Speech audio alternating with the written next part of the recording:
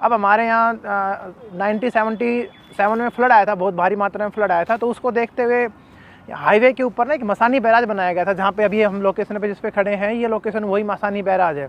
ग्रामीण क्षेत्रों में आदमी के पास क्या है, कृषि है, पशुपालन है, और उसका सबसे बड़ा ज़रूरत का जो साधन है उसके अंदर मूलभूत सुविधाएं, उसमें पानी सबसे बड़ी चीज़ है। और ये जो पानी है ना, ये साबी नदी का जो क्षेत्र है, इस नदी के अंदर इरिगेशन का, नहर का पानी डाला जाना था, ताकि आसपास के गाँव को वाटर लेवल ऊपर आ सके, कृषि भूमि को सिंचित करने के लिए फ़ायदा मिल सके, लेकिन ऐसा नहीं हुआ।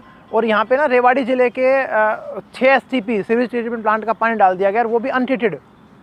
वो गंदा पानी आने की वजह से अभी आप देख रहे हैं कितनी बारी स्मेल है, और ये पानी ग्राउंड लेवल को जाकर भी दूषित कर रहा है। इस नदी के आसपास के क्षेत्र में जितने भी गांव हैं, आज हर गांव में हर महीने ना तो 2 महीने में एक कैंसर का पेशेंट मिल रहा है। इससे बड़ी बात मैं आपको क्या कहूँ। जहाँ कहीं भी नदी खत्म हुए हैं, तालाब खत्म हुए हैं, आसपास में प्लॉट्स बने हैं, और प्लॉट्स के तहत में लोगों ने जमीनें हथियाई हैं, और उसके चलते उनका मनमाना दुरुपयोग हुआ है।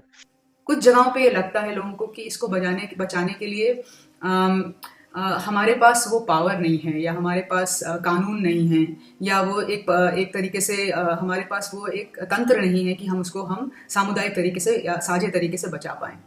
दूसरी बात ये हो जाती है कि जैसे जैसे समाज व्यक्तिगत तरीके से बढ़ता है, तो ये भी लगता है कि इससे मेरा क्या होगा, इसमें मेरा कुछ निकल के नहीं आ रहा है। तीसरी बात ऐसी भी है कि कुछ ऐसी साझी जगहें, कुछ ऐसे कॉमन्स जो हैं, वो शुरुआती तौर से ही कुछ लोगों को एक्सक्लूड करते आए हैं। तो वो साझी जगहें हैं, वो सिर्फ चाहे किसी कास्ट के लिए, जो किसी एक जाति के लिए या एक समुदाय के लिए ही इस्तेमाल की जाती हैं, अदरवाइज नहीं की जाती हैं। दोस्तों, अब अगला सवाल ये आता है कि कैसे हम सामुदायिक भूमि को बचा सकते हैं। सबसे पहली बात तो ये है कि हम और आप कॉमन्स की ज़रूरत को खुद समझें और दूसरे लोगों को भी जागरूक करें, ताकि नदी, नहर, तालाब, जंगल और खाली पड़ी ज़मीन की ज़रूरत लोगों को समझ है।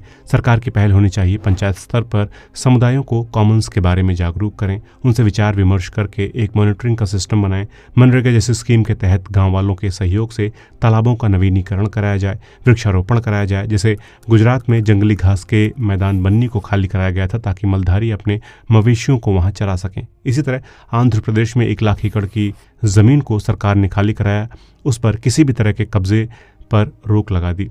इसी तरह कॉमन्स को बचाने के लिए सबसे ज़रूरी ये है कि समाज में हाशिए पर रहने वाले गरीब, आदिवासी, महिलाएं और शोषित तबके के लोगों से सलाह मशविरा करने के बाद ही कोई फैसला लिया जाए। इसके अलावा भारत में वन अधिकार अधिनियम और भूमि अधिग्रहण कानून में संशोधन करके कॉमन्स को कानूनी तौर पर संरक्षित किया जाए। शहरी इलाकों में खाली पड़ी ज़मीन, जैसे कि पुराने खंडहर या बंजर भूमि का इस्तेमाल कॉमन्स के तौर पर किया जाए। ग्राम सभाएं इलाके में मौजूद कॉमन्स की ज़मीन को चिन्हित करें, उनकी देखभाल करें। एक तो मुझे लगता है कम्युनिटी सेंसिटाइजेशन किया जाना चाहिए।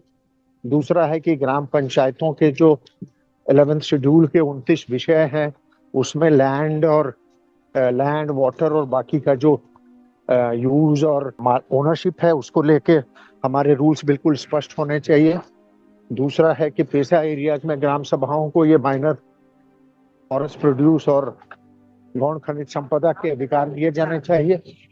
चौथा है कि ये जो कॉमन्स हैं, इसको एक आप कह सकते हैं कि धरोहर मान के, राष्ट्रीय धरोहर मान के इनका संरक्षण संवर्धन किया जाना चाहिए, ताकि ये सबके लिए काम आने वाली चीज है। तो ये उसी रूप में इसको लिया जाना चाहिए। फूड सिक्योरिटी के हद से देखें, जलवायु परिवर्तन की तरफ से देखें, जैव विविधता जो हमारे पशु पक्षी हैं, या फिर जिस तरह की वैरायटी हमें अपने खाद्य पदार्थों में चाहिए, उस सब तरीके से देखें, तो वो आपको कॉमन्स में बहुत मिलेंगे। अगर आप जैसे हम आजकल रागी, ज्वार, मिलेट्स की बहुत बात करते हैं। मिलेट्स का बहुत ही पुराना रिश्ता है कॉमन्स के साथ, एंड आई थिंक वो